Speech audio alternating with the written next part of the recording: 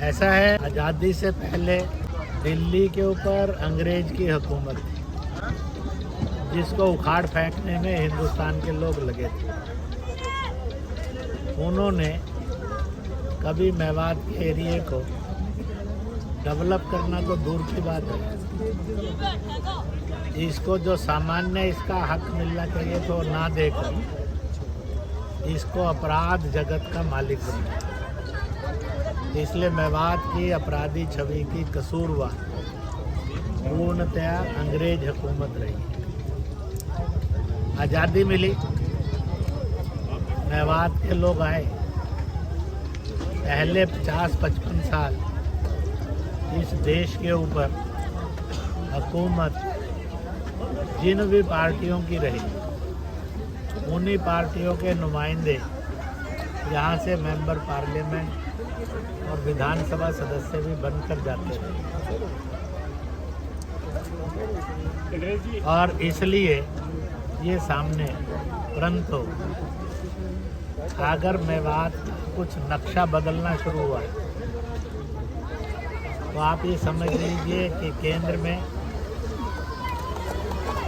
श्री नरेंद्र मोदी की और आपके हरियाणा में श्री मनोहर लाल खट्टर की सरकार आने के बाद कुछ तब्दीलियों की उम्मीद बनने के रास्ते खुले। इसलिए हमने यहाँ जनता को भी अपील की, सरकारों से भी अपील की कि मेवात दंगे का, अपराध का नहीं, यह है तो मोहब्बत का और खुदाई इबादत के रास्ते पर चलने वाला इलाका है। अब ये उसको बनाएंगे और सरकार बनाने में रोल प्ले करेगी।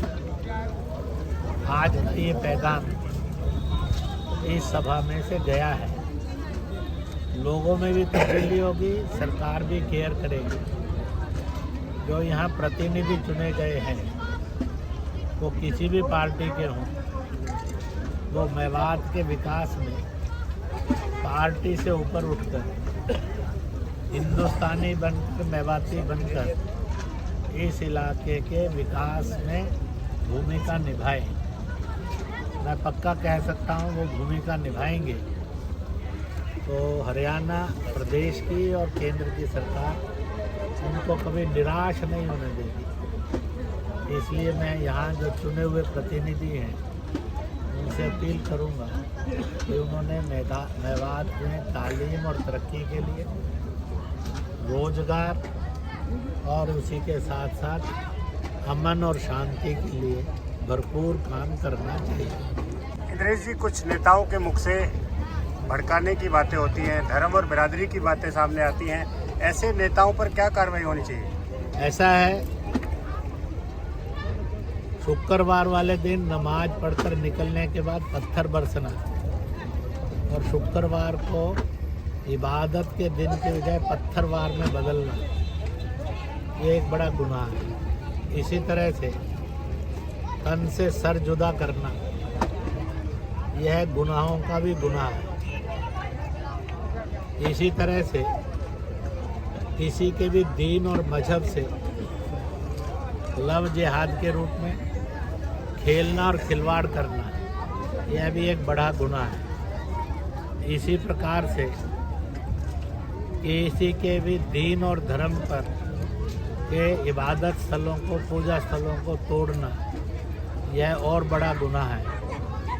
और इंसान ने इंसान का कत्ल करना, यह दुनिया में सबसे बड़ा गुनाह माना जाता है।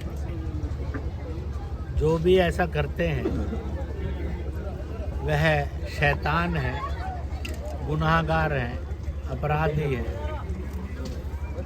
और उन अपराधियों को शरण देना, यह भी अपराध ही आता है।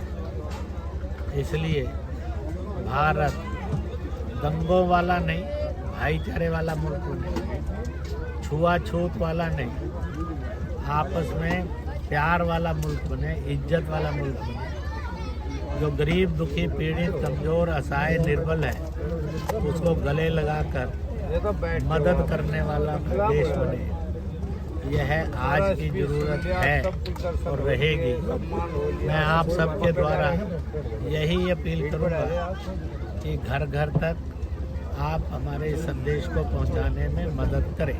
चाहे गऊ का कत्ल करना और मांस बेचना और खाना होगा, या फिर किसी ने इधर से उधर यात्रा में ले जाना होगा, वो किसी भी दीन और मजहब का है। कहते हैं अपराध करने वाले अपराधी का तो दीन मजहब होता है, और अपराध का दीन मजहब नहीं होता। इसलिए अपराधी ना बढ़े, इसके लिए और जनता ने भी सावधानी रखनी चाहिए। इसलिए मैंने अपील की है कि मेवात की छवि जो लोगों ने बिगाड़ी है कि यहाँ गाय कटती है, गाय का स्मगलिंग होता है, गाय खाई जाती है, उसकी बजाय गाय पालन की बने। मैंने इसलिए कहा भी है कि मेवात ऐसी जगह पर है और ऐसा इलाका है, 5000 साल पहले इसने भगवान कृष्ण के दीदार किए हैं, जिन्होंने गाय पालने से पूरी इकोनॉमी बदल दी थी। इसी प्रकार से खुदा ने कुरान पाक से संदेश भेजा, और वह संदेश था सूरह बकर का, गाय की शरण में जाओगे तो शैतानी रूहों से हिफाजत होगी। इसी प्रकार से रसूल ने इस्लाम में पैगाम दिया, गोश्त बीमारी है और दूध और घी शिफा और इलाज है। इस रास्ते पर मेवात बढ़े, यह आवश्यकता है। मैं मेवात के जो दानेश्वर लोग हैं, बड़े लोग हैं, उनसे कहूँगा वो गाय पर पॉलिटिक्स ना करके गाय की हिफाजत करना, उसकी सेवा करना, उसका पालन करना और मेवात को खुशहाल बनाने की तरफ ध्यान दे।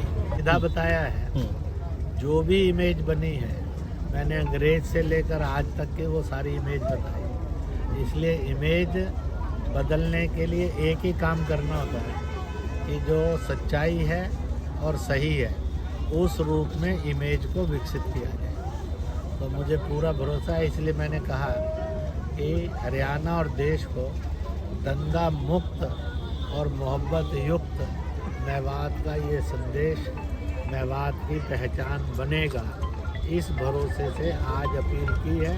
और मुझे पूरा भरोसा है आने वाले वर्षों में यह इमेज और बनेगी, और मेवात की यह रोशनी हिंदुस्तान की भी रोशनी बननी चाहिए।